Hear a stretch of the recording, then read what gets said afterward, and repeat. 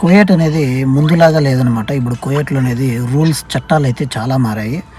కొత్త చట్టాలతో కువైట్ అనేది అభివృద్ధి దశలో దూసుకుపోతుందని అంతర్గత వ్యవహారాల మంత్రి, మొదటి ఉప ప్రధానమంత్రి షేక్ ఫహాద్ అల్ యూసుఫ్ అల్ సబా గారు మీడియాతో అయితే తెలిపారు. అది కూడా ఎక్కడంటే 360 మాల్లో జరిగిన ఒక హోటల్లో జరిగిన మీటింగ్లో అయితే ఇదైతే పత్రికకు ప్రకటన ఇచ్చారనమాట.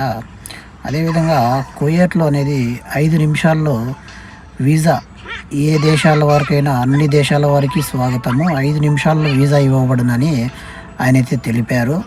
అదేవిధంగా కువైట్లో అనేది వాతావరణం ఎట్లుంటుందంటే అక్టోబర్ 15 నుంచి ఏప్రిల్ 15 వరకు వాతావరణం సందర్శకులు, పర్యాటకులు వీక్షించడానికి అనుగుణంగా ఉంటుందని ఆయన అయితే తెలిపారు. అందుకనేసి కువైట్లో సందర్శకుల కోసం, పర్యాటకుల కోసం అన్ని రకాలుగా కువైట్ను తీర్చిదిద్దనున్నట్లుగా ఆయన తెలిపారనమాట.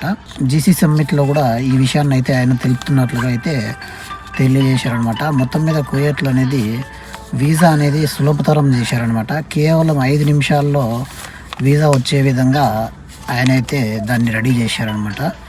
ఏదేమైనప్పటికీ ఇది చాలా మంచి విషయం. ఎవరైతే కువైట్కు రావాలి, కువైట్లో విజిట్ అంటే సందర్శించాలి, టూరిస్ట్గా వచ్చి చూసుకొని పోవాలంటే చాలా ఈజీగా 5 నిమిషాల్లో వీసా వస్తుందంట.